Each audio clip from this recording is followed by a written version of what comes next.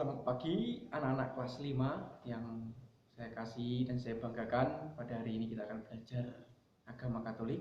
Dan sebelum mulai pelajaran, mari percaya bahwa anak-anak sudah berdoa. Kita akan belajar tentang Ester, ya. Dimana Ester ini terkenal sebagai perempuan pembela bangsa Israel atau perempuan pemberani. Ester dikenal sebagai perempuan pemberani. Kita bisa baca Ester bab 2 ayat 2 sampai 21, dilanjutkan bab 3 ayat 15, dilanjutkan bab 7 ayat 1 sampai dengan 6. Maka sembah para biduan dan raja yang bertugas pada baginda. Hendaklah orang mencari bagi raja gadis-gadis, yaitu anak-anak dara yang elok rupanya. Hendaklah raja menempatkan kuasa-kuasa di segenap daerah kerajaannya, supaya mereka mengumpulkan semua gadis-gadis anak-anak dara yang elok rupanya di dalam benteng Susan, di balai perempuan, di bawah pengawasan Hegai, sida-sida raja. Penjaga para perempuan hendaklah diberikan wangi-wangian kepada mereka, dan gadis-gadis yang terbaik pada pemandangan raja, baiklah dia menjadi ratu ganti wasti. Hal itu dipandang baik oleh raja, dan dilakukan demikian. Pada waktu itu ada di dalam benteng Susan seorang Yahudi yang bernama Mordekai bin Yair bin Shimehi bin Kish, seorang Benyamin yang diangkut dari Yerusalem sebagai salah seorang buangan yang turut dengan Yekonya, Raja Yehuda. Ketika ia diangkut ke dalam pembuangan oleh Raja Nebukadnezar, Raja Babel, Mordekai itu pengasuh Hadasa, yakni Ester, anak saudara ayahnya, sebab anak itu tidak beribu bapa lagi. Gadis itu elok perawakannya dan cantik parasnya. Ketika ibu bapaknya mati, ia diangkat sebagai anak oleh Mordekai. Setelah titah dan undang-undang raja tersiar dan banyak gadis dikumpulkan di dalam benteng Susan di bawah pengawasan Hegai, maka Ester pun dibawa masuk ke dalam istana raja.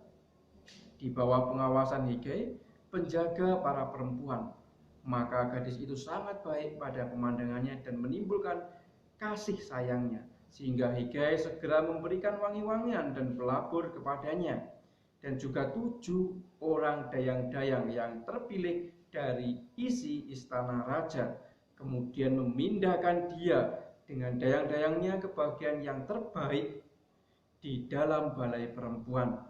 Ester tidak memberitahukan kebangsaan dan asal-usulnya karena dilarang oleh Mordekai. Tetap setiap hari Mordekai berjalan-jalan di depan pelataran balai perempuan itu untuk mengetahui bagaimana keadaan Ester dan apa yang akan berlaku atasnya. Tiap-tiap kali seorang gadis mendapat giliran untuk masuk menghadap Raja Ahasiweros, dan sebelumnya ia dirawat menurut peraturan bagi para perempuan selama 12 bulan.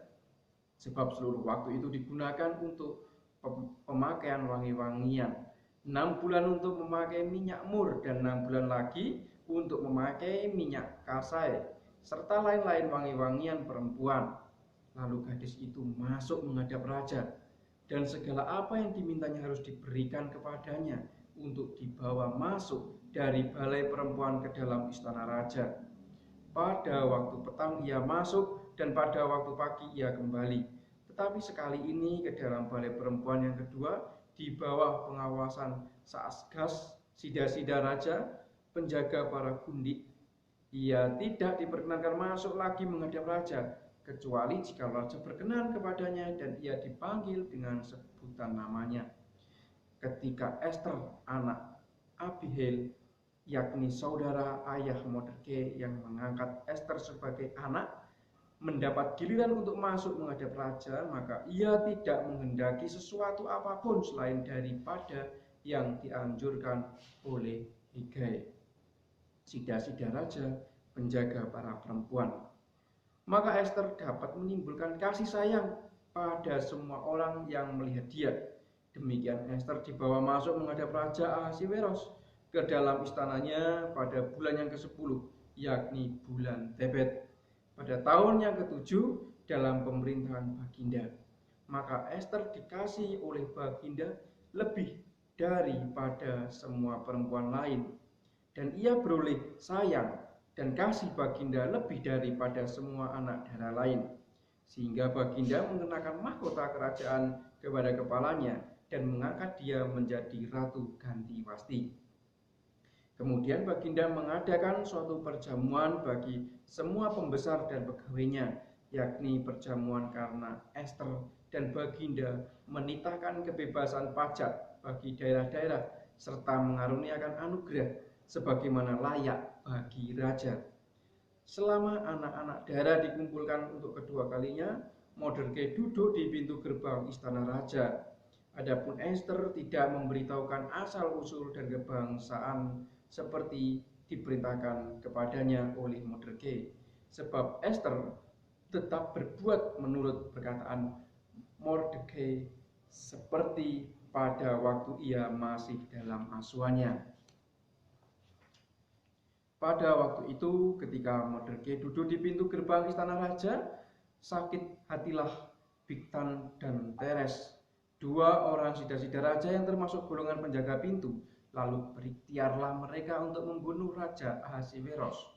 Maka dengan tergesa-gesa berangkatlah pesuruh-pesuruh itu atas titah raja, dan undang-undang itu dikeluarkan di dalam benteng Susan.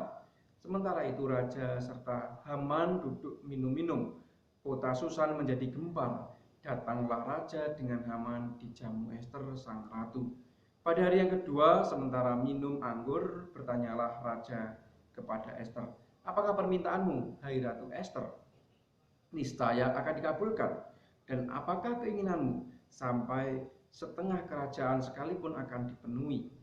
Maka jawab Ester sang ratu, "Ya raja, jikalau hamba mendapat kasih raja dan jikalau baik pada pemandangan raja, karuniakanlah kiranya kepada hamba nyawa hamba atas permintaan hamba, dan bangsa hamba atas keinginan hamba. Karena kami, hamba serta bangsa hamba, telah terjual untuk dipunahkan, dibunuh dan dibinasakan. Jikalau seandainya kami hanya dijual sebagai budak laki-laki dan perempuan, niscaya hamba akan berdiam diri. Tetapi malapetaka ini tiada taranya di antara bencana yang menimpa raja." Maka bertanyalah Raja Ahasiweros kepada Ester sang ratu, "Siapakah orang itu dan di manakah dia yang hatinya mengandung niat akan berbuat demikian?" Lalu jawab Ester, "Penganiayaan dan musuh itu ialah Haman orang jahat ini." Maka Haman pun sangatlah ketakutan di hadapan raja dan ratu. Anak-anak yang terkasih, peneguhan dari kisah Ester, di mana Ester ini memiliki suatu anugerah, kecantikan dan kesederhanaan. Kecantikan yang ia miliki ini merupakan anugerah Tuhan yang sungguh luar biasa. Dan dengan kecantikan wajah serta keelokan hatinya, ia berperan sebagai perempuan yang berani untuk memperjuangkan kebenaran demi keselamatan bangsanya. Nah, dan dalam cerita itu tadi, dalam cerita kisah Ester dalam kitab suci, kita dapat meneladani sikap-sikap Ester, yakni kesederhanaan, kecantikan hatinya, keberanian, serta sikap peduli. Ester sebenarnya bisa hidup bahagia di dalam istana raja dan memiliki apa saja yang ia minta, tetapi karena ia peduli terhadap penderitaan bangsanya, Ester rela mempertaruhkan hidupnya demi keselamatan bangsanya. Nah, anak, sedikit pembelajaran peneguhan tentang Ester, dan anak juga bisa baca tentang Ester diulang-ulang untuk mempersiapkan PAS nantinya. Semoga hal ini nilai-nilai baik Ester bisa kita petik bersama-sama. Semoga berkat Tuhan menyertai kita semua. Amin.